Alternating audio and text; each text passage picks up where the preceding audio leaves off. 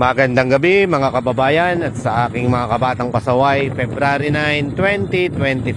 Pareho ang sitwasyon natin ngayon sa bayan ng Baco, Oriental Mindoro.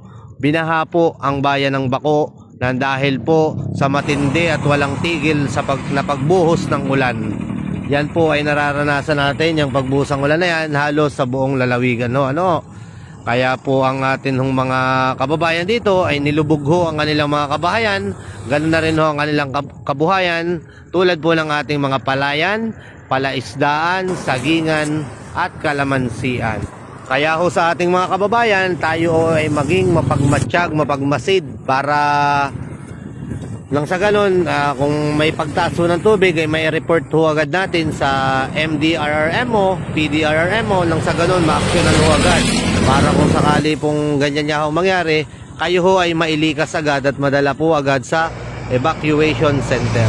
Wala hong bagyo sa Oriental Mindoro. Talagang maulan lang ho talaga din eh. Kaya ho umaapaw ang mga kailugan.